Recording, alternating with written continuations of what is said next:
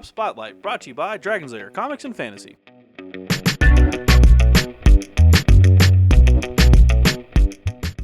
Hey everybody, I'm Adam Harry from Bell Lost Souls with Drake from Dragon's Lair Comics and Fantasy. We're back with another Tabletop Spotlight. Drake, did you bring the Drake today, man? I did bring the Drake, the Stardrake, as a matter of fact. This is a pretty big kit from Games Workshop, right? Oh yeah, it is on the level with Archeon. It is Stormcast's big. Finally, they get a monster to go with the cavalry they got last week. Yes. Well, it's crazy about this too. I thought the Celestin Prime was going to be the big, Stormcast Eternal kit, and then this one came out of nowhere, pretty much for me. Yeah. So it's just this big Drake looking dude. So because the Celestin is a.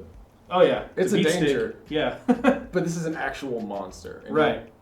It has command abilities. You run it as your general. It buffs all the Jakoths that you bring, in addition to other Stardrakes. If you, for some reason, feel the need to get 3 or 4 of these, they'll buff each other in case you were worried about them being powerful enough.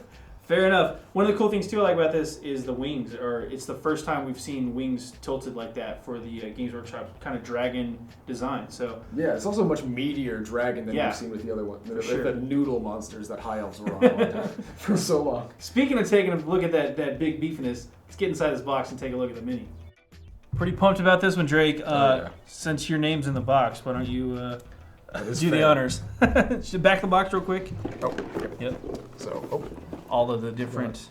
Yeah, variable assemblies. Got a couple different heads here, a couple different loadouts for the Lord Celestin on the back. Of course, their paint key like they've been doing, and it's different weapons. Skybolt bow. Yes. Rad. Strapped to the side, no less. Nice. Sweet. All right, let's pull this thing open. This is one of those kits too that slides out. Yeah. Mm-hmm. Oh, so right man. there, right where you agreed with the wings. Got some nasty claws over here.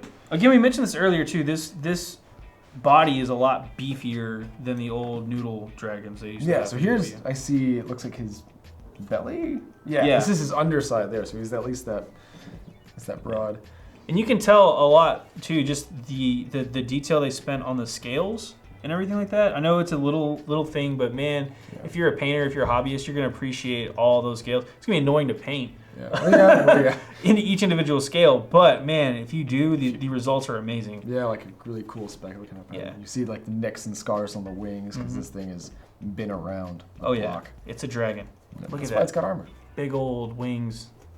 Yeah, the wings. I was also curious about too if you could reposition them from their initial modeling. And I think with some creative modeling, you may be able to get into that joint and redo it. But maybe it looks pretty set. Here we can see the side profile. It's a sturdy beast. You can tell just again all of the crazy stuff, all the detail on this model is just amazing. So whether or not you like the sculpt, you can't deny the fact that this thing is oozing and dripping with detail. So that's just crazy. That body is huge too. And here we got the little bits. You can see all the weapons for the Lord over here. His ribbon cape. Yeah. They've been revving with. The armor plates for the Stardrake. Looking really good. You got a couple of different options there too. It looks like for where those armor plates are what sigils you got on. Yeah, exactly. We got a shield for the two shield options for the Lord Celestin. And also the head we mentioned earlier too. There are 2 different heads that you can go with here. You got your open gaping maw and the chilled out groove one. And just the amount of detail on these is just out of this world. So got your large base. Look at that. This is a new size base too. It looks similar to the one on the Arachnarok. Mm-hmm. Or the Knight if you're a 40k player. Yeah. It looks like the Knight length at least. So a little oval base, pretty crazy looking. And, oh man. Full color? Is this color? Yeah. Wow. It's not full color, is it? Holy moly, it is. We have not full color, but we do have like key highlights. It's black and white, yeah, but it's the important places are highlighted. Yeah, which is very cool. So we've got that. Just the assembly guide here. It shows you, hey, this is probably where you want to add the glue. Yeah. Some nicer 3D rendered images rather than the print black and white. Yeah, it's not a black and white thing. This is actually in color. So that's pretty impressive. That's really nice. Yeah. I don't know if they needed to do that, but I appreciate it. Hey, they probably didn't need to. It's not like people were like, man, they're so hard to put together. Yeah. Actually, as far as minis goes, pretty. it's got a lot of bits. I mean, that they had rules were Yeah. better than some. A lot of different stuff.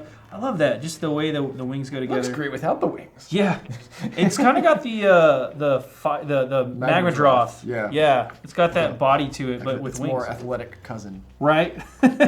This one's been doing its squats. And then we have just a ton of options for the Lord Celestant, the rider, basically. Hammer, sword, glaive, bow, whatever just you want to rep. all the crazy stuff that goes on. I like the way they did that. That's actually really cool looking. Basing them up. Yeah, it's much easier visually to process what the instructions are than what they have been. Right. That's pretty cool. And then, of course, we've got the stats here, the rules. Gotta have that. And it looks like this guy is a straight-up beat stick. Oh, it is. Have you looked at the War Scroll? Yeah, I have. Jesus. He's coming to town. It hurt. Damage across the board, too. I want to point this out. It's multiple. Yeah. I mean, when he gets a wound through, he's doing more than his fair share. Yeah, but what struck me, he doesn't have any, like, D6 wounds like we've seen on some monsters. Like, he has a lot of different attacks, but all of them are still pretty devastating and not like... and not like the Chimera, for instance, that has, like, a attack that's 2 attacks, 3s and 4s, does D6 damage, and then 4 other fours that are 1 with no rend. He's got a couple attacks. I mean, he does have rending, which is nice on some of the. All these are -1, which is pretty cool. His to wound roll is really good, and then just the attack, like you mentioned, it's D3 or two damage or an extra D3. So it's pretty cool. And then we have the other options if you don't want to make the Lord Celestant. We do have more build options. Yeah, the Drakesworn Templar if he's not running as your general. Yeah. Which a different rule set for him. Not too different, but still. Yeah. And then of course a ton of options or a ton of rules. The Drake is brutal either way. Yeah, the Drake's coming to town. Whoever's on him, he doesn't care. And then just 2 different styles for painting. I don't know, it's a pretty crazy looking model. I really am impressed with just the amount of detail on this thing. It's really impressive. Yeah, for sure. Giving an already meaty army a brutal 16 wound monster. Good night. At its head. Yeah. I don't know what else to say about this thing. It looks crazy. It's super mean in combat. It's a gorgeous kit. Yeah. It's changing the way that Storm class players have already built it. Boom! And on that giant base too. Yeah, it's massive. Massiveness. I can't wait to see it. Me Somebody too. needs to get it. Yeah. Let's hop out for a really quick recap. That is one beefy dragon kit, man. Mm-hmm. This is pretty impressive from Games Workshop. Again, for Age of Sigmar. Really cool kit. Definitely. I think a lot of Stormcast are going to be happy for this one. For sure. What can you tell us about stat-wise as far as like price and stuff like that? So, I mean, obviously, GW. Yep. Stardrake. Retailing at $170 total, so it's up there. Ouch. Yeah. Well. Pretty steep, but I mean, you saw the kit. It's GW. We expect the premium pricing. Yeah, if you're running this, you've already dropped a bit on the Stormcast as it is. Yeah.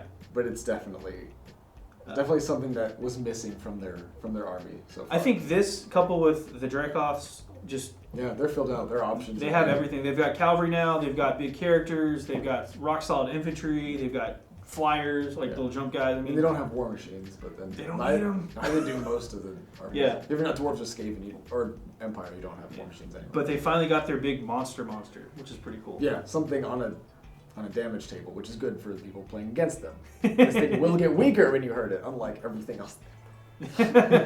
Fair enough. Well, that is the Stardrake for the Stormcast Eternals from Game Workshop, obviously. And this has been another Tabletop Spotlight. So I'm Adam Harry from Bell Souls. And I'm Drake from Dragons Lair Comics and Fantasy. Thanks again for watching. Have a good one. Tabletop Spotlight brought to you by Dragons Lair Comics and Fantasy. Thanks for watching.